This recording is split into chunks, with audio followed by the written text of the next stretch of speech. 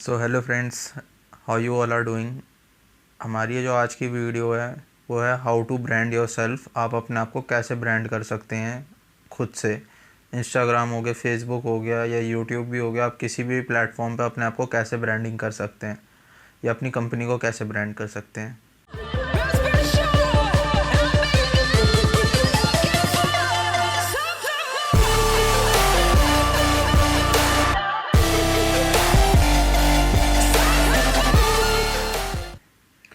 तो जो इसमें सबसे पहली चीज़ हमारे पास आती है वो है अपने आप को जानना एंड अपने कंपटीशन को जानना। आपके कंपटीशन में कौन है और आप क्या हो, आपके अंदर वो स्किल्स हैं या नहीं है, या आप उस चीज़ को कर सकते हो या नहीं कर सकते जो आपके कंपटीटर्स कर सकते हैं। आपको उतना तो करना ही करना है, बल्कि उससे एक स्टेप आगे भी बढ़ना है ताकि आपके कंपटीटर्स से आपका कंपटीशन हो सके। तो इसमें सबसे इम्पॉर्टेंट चीज़ यही है कि सबसे पहले खुद को जानो कि आप सबसे अच्छी चीज़ें क्या कर पाते हो एंड आप जो भी चीज़ें करने जा रहे हो वो आप कितनी अच्छी तरीके से कर सकते हो। तो अपनी चीज़ों को पहले खुद एनालाइज करो, अपनी चीज़ों को मॉनिटर करो, आप किस लेवल पे क्या काम कर पा रहे हो एंड देन उसको आगे की तरफ फॉरवर्ड करो। तो जो सेकंड पॉइंट है हमारा वो है कंपटीशन। मेन चीज़ है हमें अपने कंपटीशन से यूनिक रहना है। क्यों यूनिक इसलिए रहना है, अगर हम उनसे यूनिक नहीं है तो हम उनसे आगे नहीं बढ़ सकते। मैं मेन चीज़ है कि हम उनसे अलग कुछ दे रहे हैं, उनसे हट के कुछ दे रहे हैं, उनसे एडवांस कुछ दे रहे हैं, उनसे मतलब एक स्टेप अहेड दे रहे हैं हमारी चीज़ को। तभी आपके पास कस्टमर उनको छोड़ के आएंगे या आपके नए कस्टमर बनेंगे। तो मेन चीज़ों को आपको इस चीज़ का ध्यान रखना पड़ेगा कि आप अपने कॉम्पिटिटर से एक कदम आगे रहें और आपका कंपटीशन से आपका वर्क अच्छा हो, क्वालिटी वाइज भी, कंटेंट वाइज भी। जो भी मैटर आप यूज़ करते हैं, फ़ोटोज़ हो गई, वीडियोज़ हो गई, इवन अगर आप टेक्स्ट बेस्ड कंटेंट भी यूज़ करते हैं तो उसे इतना क्रिएटिव वे में प्रेजेंट करें कि सामने वाले उस चीज़ को इग्नोर ना कर पाएँ एंड उस चीज़ को वो पढ़ने पे मजबूर हो जाएं या देखने पे मजबूर हो जाएं, आखिर उसमें ऐसा है क्या। तो जो हमारा तीसरा पॉइंट है वो है कैसे हम अपनी पोस्ट को इंटरेस्टिंग बना सकते हैं। अब इंटरेस्टिंग हम उसे ऐसे बना सकते हैं, हम उसके ऊपर जो टैगलाइन लिखते हैं उस पर थोड़ा सा ध्यान दें, उसके वर्ड्स पे थोड़ा ध्यान दें, जो कॉमनली यूज़ वर्ड्स होते हैं हम उनको थोड़ा सा कम यूज़ करें एंड थोड़े से कुछ यूनिक वर्ड्स को यूज़ किया जा सकता है। एंड कुछ यूनिक कंटेंट के लिए आप कोई यूनिक फ़ोटो भी क्लिक कर सकते हैं, कोई यूनिक कैमरा एंगल हो गया या कोई यूनिक प्रोडक्ट आप प्रेजेंट कर रहे हैं मार्केट के अंदर जो चीज़ें नहीं हैं। फॉर एग्जांपल अभी लॉकडाउन चल रहा है तो आपने देखा होगा कि वो छोटे छोटे स्प्रेज आ रहे हैं, मिंट स्प्रेज करके ऐसी कुछ नाम है उनका। अब वो छोटे छोटे स्प्रेज आ रहे हैं मार्केट में, पहले ही किसी ने वो चीज़ नहीं देखी थी तो मार्केटिंग हाइप उसकी कितनी ईजिली बन गई।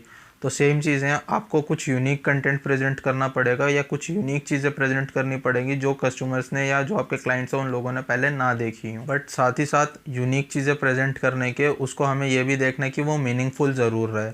अगर उसका कंटेंट का कोई मीनिंग नहीं है या वो यूज़लेस है तो फिर उस चीज़ का कोई फ़ायदा नहीं है। अब बहुत सी चीज़ें ऐसी आती है जो मार्केट में अवेलेबल तो है बट वो किसी काम की नहीं है। अगर आपके कंटेंट का कोई मीनिंग नहीं है तो वो कंटेंट व्यूअर्स नहीं देखेंगे। बेसिकली कोई भी काम ऐसा करो जिसके अंदर आपका एक मीनिंग हो या जिस चीज़ के लिए आप एक पर्टिकुलर टारगेट पे फोकस रहो।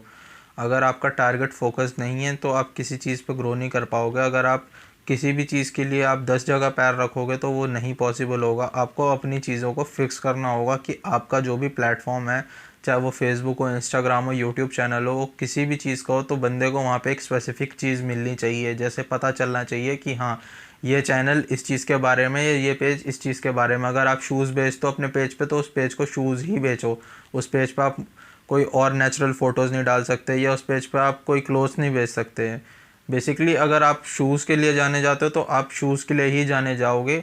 अगर पूरी मार्केट का आपको कवर करना है तो हर बंदे के माइंड में ये रहना चाहिए कि शूज़ तो सबसे पहला वो आपका पेज विज़िट करे, कहीं और नहीं।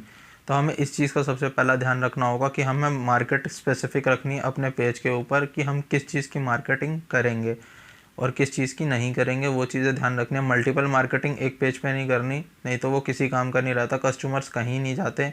अगर आप यूट्यूब चैनल की भी बात करें तो आपके चैनल पे एक ही टाइप्स की वीडियो होनी चाहिए। अगर आप उस पर मोटो व्लॉगिंग भी करना चाहें, आप उस पर कहें कि मैं कुकिंग भी करूँगा, आप उस पर कहें मैं एजुकेशनल वीडियोज़ भी डालूँगा, तो ये चीज़ें पॉसिबल नहीं होती।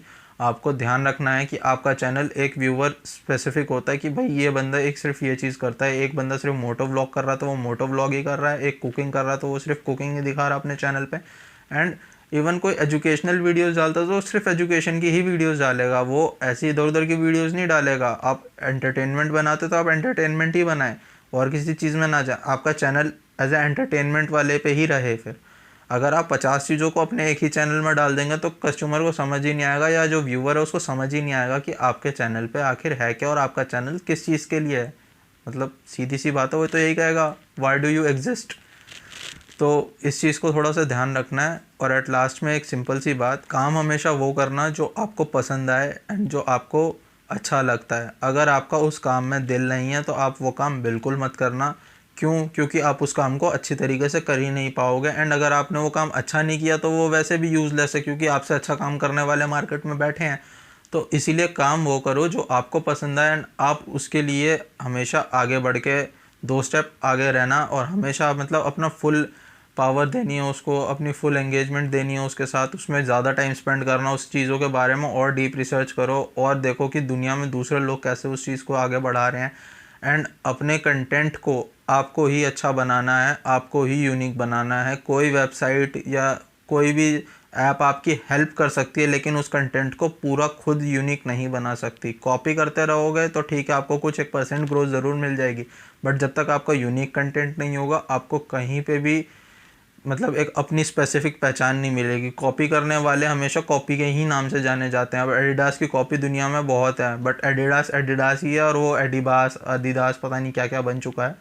तो इस चीज़ का ध्यान रखना, अपने आप को यूनिक प्रेजेंट करना है। कॉपी कभी मत करो, कॉपी करो बेसिकली, बट इतना भी नहीं कि आप बिल्कुल उसकी जेरोक्स कॉपी करने की लग जाओ। उन चीज़ों से इंस्पायर हो, बस इंस्पिरेशन लेनी है हमने, कॉपी नहीं करना।